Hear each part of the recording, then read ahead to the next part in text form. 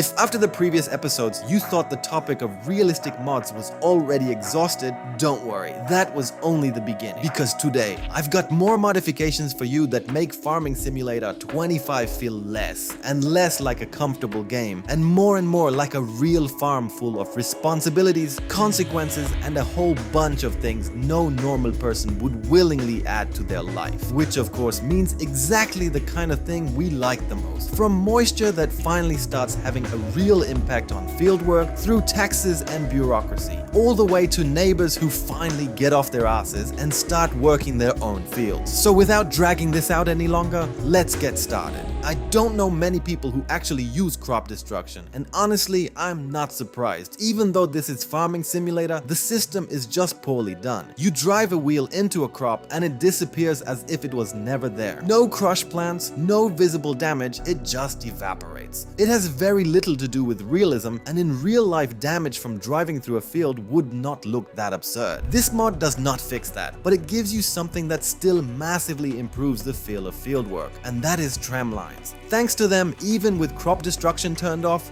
fertilizing looks far more realistic. You can set the spacing for your machine, the track width, the operating mode, and even connect it with GPS. And suddenly everything starts looking the way it should. This is not the kind of mod that makes the biggest visual impression, but if you care about details in gameplay, it does a really great job. In the base game, moisture barely matters, and this mod changes that completely. From now on, fields react to weather, temperature, time of day, and even terrain height. So suddenly one field may dry faster while another holds water much longer. And because of that, the game starts demanding something more than just driving a machine onto the field in the right month. What matters is that this is not just a mod that adds a bit of atmosphere in the background, because moisture has a real effect on gameplay. Every crop can get a better or worse quality grade, and that immediately affects its selling price. So now it is no longer enough to just harvest quickly. You also have to do it in the right conditions if you really want to get the maximum profit out of a field. It becomes even more noticeable with grass, hay, and bales, because this is where the mod can really shake things up.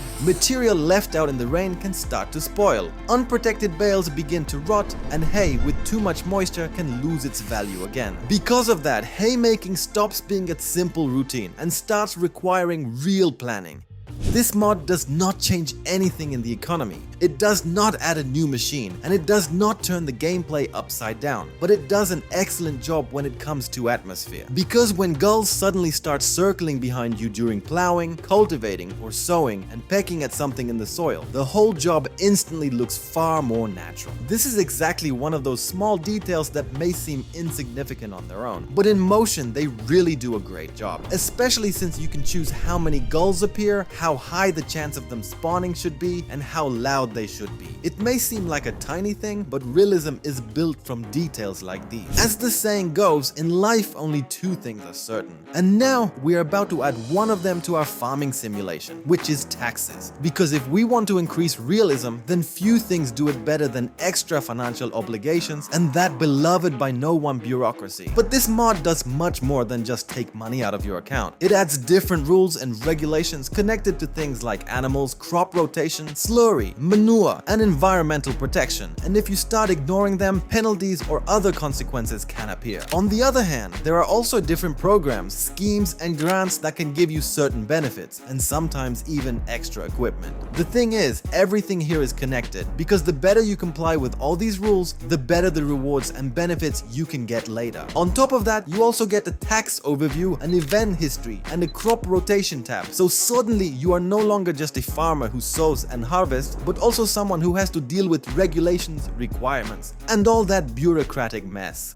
Only the oldest players remember how back in Farming Simulator 11, an actual milk tanker really used to come to the farm. A real vehicle that collected milk from your operation. And honestly, back then hardly anyone could have expected that a few years later, in the same game, we would be building our own factories. In a way, this mod combines those two worlds. The physical tanker still does not come to the farm, but milk can now be distributed automatically from your animal husbandry to your factories. Is it fully realistic? realistic? Not exactly, but until someone brings back the real milk tanker from the older games, this is still a very interesting way to add a bit of atmosphere to the gameplay. In the base game, leasing works a bit like the rental company does not care at all what condition you return the equipment in. You take a machine, do your job, bring it back dirty and empty, and basically nothing really comes from it. This mod finally changes that, because now it becomes much more worthwhile to treat leased equipment like it actually is not yours. You can lower leasing costs by up to half, but that is only the beginning. If you return machines clean and refueled, you start earning points, reaching new ranks, and unlocking permanent discounts for future leasing. So the better you take care of borrowed equipment, the better conditions you get later. It is a simple idea, but it works really well, because leasing stops feeling like just another click in the shop and starts feeling much more sensible and realistic. In the base game, big bags work a little too magically. You lift the bag over the spreader or seeder and everything starts pouring out almost by itself, as if someone invisible was already waiting at the outlet. This mod brings in a very simple but really sensible change. From now on, the bag will not empty automatically. First, you have to get out of the machine, walk up to the suspended big bag and manually open the discharge. Only then does the unloading begin. Suddenly, filling a spreader or seeder stops being just another automatic action and starts looking a bit more like real work. And importantly, it works not only with regular big bags, but also with modded ones. So if you like these small realistic details, this mod does a really nice job.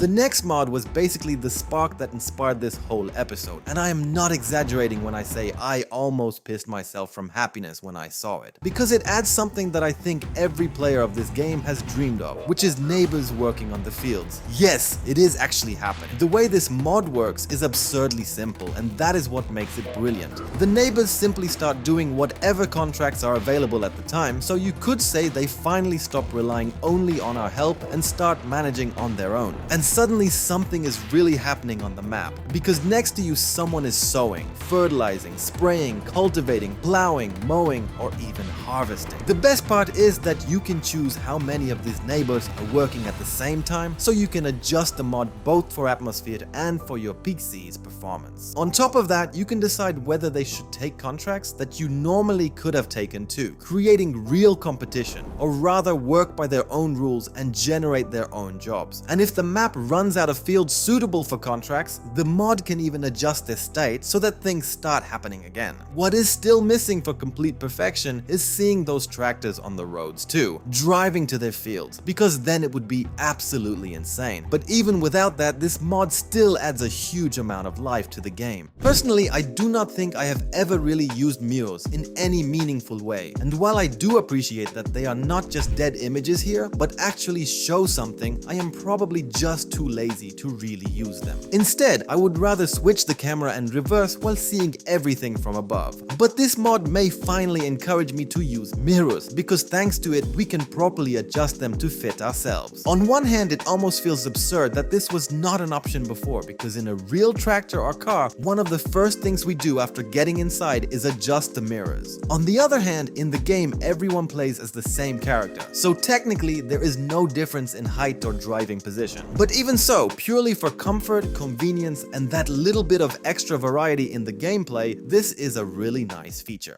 Winter in this game very often looks like this. The snow just sits there. You clear it away for your own satisfaction, and that is pretty much all you get out of it. You are technically doing work, but the world does not notice it at all. This mod finally changes that. From now on, if you clear snow from areas that do not belong to you, the game treats it like a real winter service and actually pays you for it. And importantly, it does not work like regular contracts that you have to accept manually, because the whole system runs in the background and automatically calculates your payment. The best part is that it only applies to other people's properties, so your own yard does not suddenly turn into a money printing machine. And the payment arrives every day at midnight, which means winter snow clearing finally starts to feel like a real job instead of just playing around with a plow. It is a simple idea, but it adds a lot of purpose to the whole winter season and turns it into another way to make money. That is it for today. Make sure to write in the comments which one you are going to use and which one would only get on your nerves. Subscribe so you do not miss the next episodes, and see you soon.